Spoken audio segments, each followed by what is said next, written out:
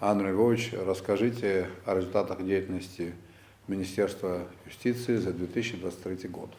Господин президент, в соответствии с положением о Министерстве юстиции, утвержденным постановлением правительства, Министерство юстиции продолжает свою работу. Действительно, 2023 прошедший год был годом достаточно напряженным.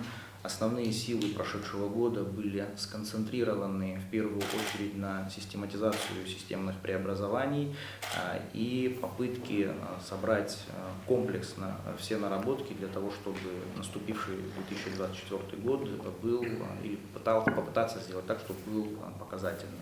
За отчетный период Министерством юстиции выполнен следующий объем работы. В регистрационном смысле этого слова зарегистрировано при создании 580 юридических лиц. Для сравнения, 2022 год – это 510 юридических лиц.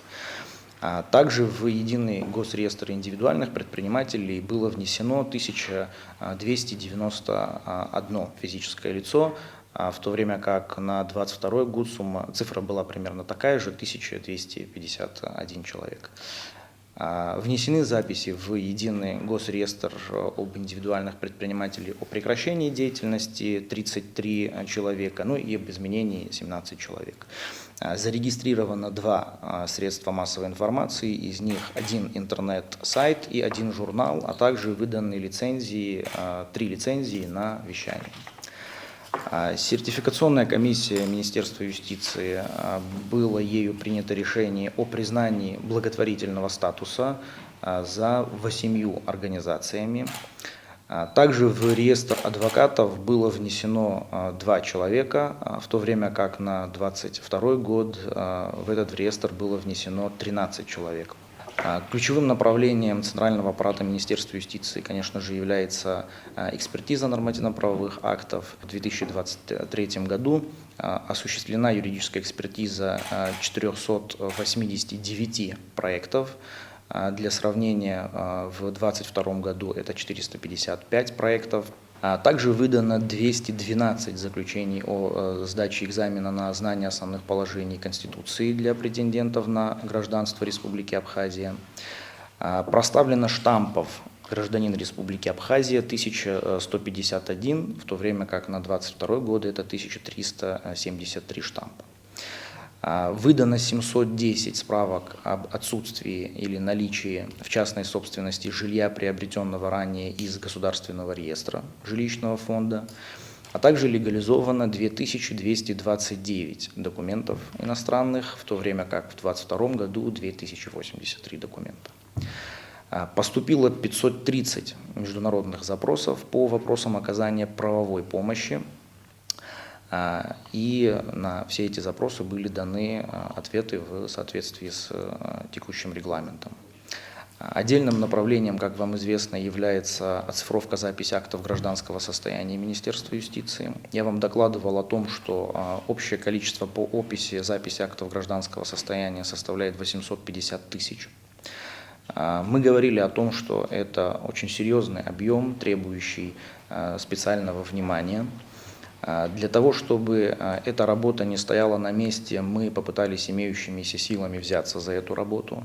На период сегодняшнего отчета было в общей сложности оцифровано 8753 актовые записи. В прошлом году мы успели всего лишь 1233 актовые записи оцифровать. Динамика, конечно, есть. Несмотря на это, вопрос, конечно, очень сложный. На данном этапе мы осуществляем эту работу без привлечения дополнительных бюджетных средств, делаем это своими силами. Коль я затронул этот вопрос, доложу вам о том, что в прошлом году на Петербургском международном юридическом форуме были достигнуты с коллегами-партнерами из Российской Федерации предварительные договоренности об оказании содействия в этом вопросе. В Российской Федерации процесс оцифровки записи актов гражданского состояния был завершен. Примерная скорость оцифровки у них составляла порядка 50 тысяч актовых записей в рабочий день. Мы имеем предварительные договоренности о том, чтобы с нами поделились опытом. Здесь речь идет о привлечении, конечно же, специальной техники, которая может сканировать данные документы, превращать их в текстовый формат обязательно. Это нужно для поисковых возможностей. И в дальнейшем, вот в этом году, планируем выйти на итоговые договоренности и попытаться уже реализовать этот проект. Конечно, все будет зависеть, Аслан Георгиевич, от тех возможностей, которые у нас будут в рамках этого переговорного процесса. В ближайшее время планируем встретиться и более предметно на эту тему поговорить. В 2023 году за отчетный период государственными нотариусами было совершено 38 тысяч нотариальных действий. За 2022 год цифра примерно та же самая, 38 732. В этом ключе должен вам доложить о том, что мы попытались предпринять небольшую попытку облегчить гражданину получение услуги. Значит, в городе Сухум и Сухумском районе нотариальные конторы были снабжены терминалами оплаты государственной пошлины. Этот проект мы также реализовали без привлечения бюджетных ассигнований. Значит, один из наших абхазских банков любезно согласился, реализуя свои собственные возможности, закупить и установить непосредственно терминалы. На этих терминалах была установлена программа, которая позволяет оплатить государственную пошлину, не выходя из государственной нотариальной конторы. Планируем в этом году продолжить эту работу и попытаться оснастить государственные нотариальные конторы и органы ЗАГС по всей территории Республики Абхазия. В 2023 году органами ЗАГС Республики было осуществлено 4697 регистрационных актов гражданского состояния. Цифра примерно такая же, как и в 2022 году, 4875. Здесь, наверное, было бы интересно доложить вам более подробно. Значит, акты гражданского состояния о рождении 1064, когда в 2022 году 1149, о смерти 1589, когда в 2022 году 2014, о заключении брака 735, в 2022 году 885. Расторжений брака 678, в 2022 году 251. В 2023 году по кодам бюджетной классификации доходов, администрируемых Министерством юстиции, поступления составили 53 миллиона рублей, в то время как в 2022 году эти поступления составили 34 миллиона рублей, то есть налицо увеличение поступлений. В общеметодическом смысле изменения системы администрирования работы Министерства юстиции и структурных подразделений мы приняли для себя решение, вот как я вам уже докладывал, подготовить ряд нормативно-правовых актов ведомственного администрирования, которые помогли бы обобщить опыт, систематизировать работу и выйти на так называемые коэффициенты эффективности. В этом ключе были подготовлены организационно-распорядительные документы, направленные на, во-первых, совершенствование деятельности Министерства юстиции и обеспечение более эффективного взаимодействия непосредственно отделов Министерства юстиции и руководства структурных подразделений подведомственных Министерству юстиции. Обеспечение более эффективной организации деятельности службы судебных исполнителей Министерства юстиции. Здесь работа очень серьезно перестраивается. В этом году планируем ощутить первые серьезные результаты перестроения системы работы в службе судебных исполнителей. Обеспечение соблюдения сотрудниками службы судебных исполнителей законности, гарантированных Конституцией прав граждан, интересов граждан, а также соблюдение требований непосредственно правил осуществления производства. И совершенствование организации формирования и представления в Минюст сведений о результатах деятельности службы судисполнителей. Позволю занять ваше время в этом контексте. Дело в том, что для понимания системных преобразований необходимо иметь по возможности максимально точные данные. Если мы имеем в плане попытаться выйти на создание электронной системы исполнительного производства, но это вопрос перспективы, мы над этим вопросом работаем. На данном этапе мы попытались создать нормативно-правовое регулирование в форме персональной отчетности в виде специальных таблиц. Персональная отчетность судебного исполнителя, которая ведется ежедневно, дальше она собирается в территориальную персональную отчетность, и территориальная персональная отчетность в такой же таблице собирается в непосредственно ведомственной отчетности. В этой связи мы в этом году видим более точные цифры, мы видим более точные направления, в рамках которых необходимо усилить работу службы судисполнителей, и видим направления, по которым периодичность платежей необходимо контролировать, исходя из особенностей территории, исполнителя и других обстоятельств.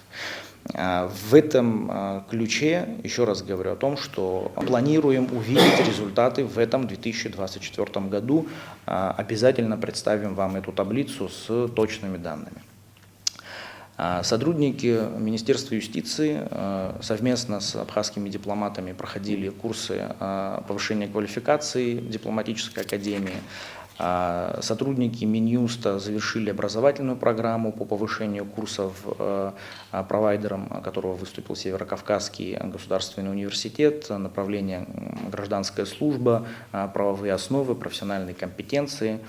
Стараемся в рамках имеющихся возможностей уделять достаточное внимание повышению квалификации отдельно взятого сотрудника в связи с тем, что повышение квалификации непосредственно отражается на работе, на эффективности работы, на быстроте принимаемых решений и многое-многое другое. В рамках международного сотрудничества Минюст продолжает работу. С 11 по 13 мая 2023 года Министерство юстиции по приглашению министра юстиции Российской Федерации Константина Анатольевича Чученко принимало участие в 11-м Петербургском международном юридическом форуме. Безусловно, данная площадка является крупнейшей международной площадкой для обсуждения актуальных вопросов, стоящих перед современным юридическим сообществом. Мы обратили внимание на то, что главная тема форума и непосредственно пленарного заседания была суверенитет в праве. Безусловно, глобальные изменения в мире и право неразрывно связаны, и рассуждения в этом контексте были, на наш взгляд, достаточно актуальными, особенно актуальными для Республики Абхазия, как для молодого государства. Деловая программа включала в себя более 120 мероприятий по 6 направлениям. В программе принимали участие 20 министров по всему миру, в том числе и представители органов власти 34 государств. Как я уже говорил ранее, именно на полях этого форума удается достичь наиболее предметных договоренностей по ряду вопросов взаимодействия.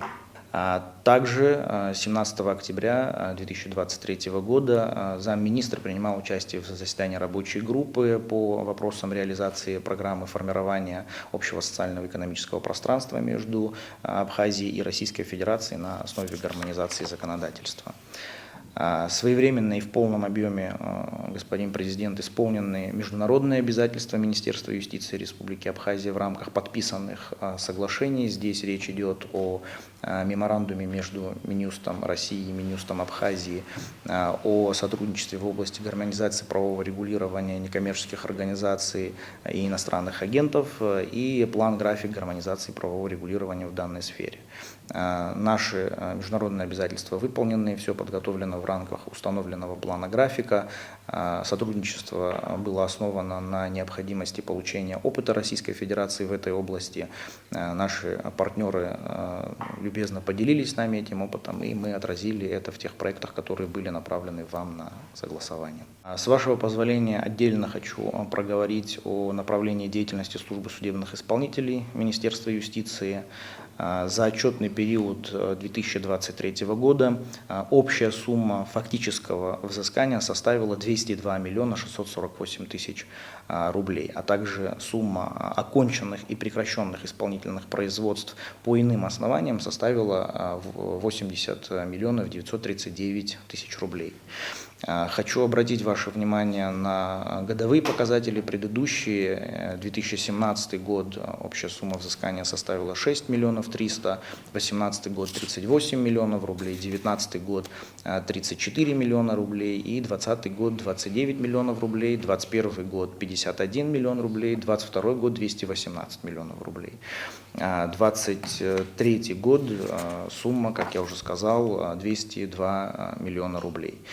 Здесь, уважаемый Аслан Георгиевич, как я вам докладывал на предыдущем отчете, в прошлом году мы говорили о том, что мы очень зависим от материалов, которые к нам поступают, и мы постараемся удержать те цифры, которые были в прошлом году. Мы сумели так или иначе на порядка 95% сохранить эти показатели работы. Но в этом году, в связи с тем, что у нас были запланированы и реализованы существенные системные преобразования в работе самой службы, я готов вам сказать о том, что мы в 2024 году планируем ощутимое увеличение исполнения по сравнению с предыдущим годом. В то же время позволю себе отметить, что за период с 2017 по 20, середину 2020 года общая сумма взыскания составила порядка 80 миллионов рублей. За 4 года? С 17 по 20. С 17 по середину 2020 года, в этот период. А с середины 2020 года по конец 2023 года, за период работы уже нашей команды, собираемость составила порядка 500 миллионов рублей. Мы планируем эти показатели, динамику роста сохранить. В рамках вопросов международного сотрудничества по линии органов исполнительного производства, как вам известно, в мае прошедшего года прошла совместная рабочая встреча делегации Министерства юстиции Республики Абхазия и Федеральной службы судебных приставов Российской Федерации. Приезжал лично руководитель господин Арестов. В рамках данной встречи, которая сначала проходила в городе Сочи, потом наши встречи продолжились в Республике Абхазия, мы говорили о возможностях обмена опытом. Конечно, ключевым для нас вопросом было перенятие опыта системы электронного исполнительного производства. Это очень важная программа. Есть предварительные договоренности. В этом году планируем провести уже предметные встречи и обсудить конкретные формы взаимодействия. Значит, в ходе встречи был поднят вопрос и уже подготовлен меморандум и программа сотрудничества между Федеральной службой приставов и Министерством юстиции. Меморандум подготовлен, будет согласован с вами и в том числе представим его для изучения общественности. Также, уважаемый Аслан Георгиевич, продолжает работу Республиканский научно-исследовательский институт судебных экспертиз Министерства юстиции Республики Абхазия. За 2023 год институтом было выполнено 355 экспертиз. Из них, к примеру, судебно-медицинская экспертиза 14, почерковедческая экспертиза 23, автотехническая экспертиза, самая масштабная, 288, товароведческая 2, автотехническая экспертиза по техническому состоянию автотранспортных средств 8, автотовароведческая 13, бухгалтерская 5 и психологическая экспертиза 2. В этом направлении продолжаем работать. Ключевым для нас моментом является то, что аттестация данных экспертов с прошлого года происходит непосредственно в Республике Абхазия. Создана квалифицированная комиссия, которая обладает необходимым опытом и необходимыми знаниями для аттестации данных сотрудников. Андрей Львович, расскажите, 3 лицензии выданы на вещание кому?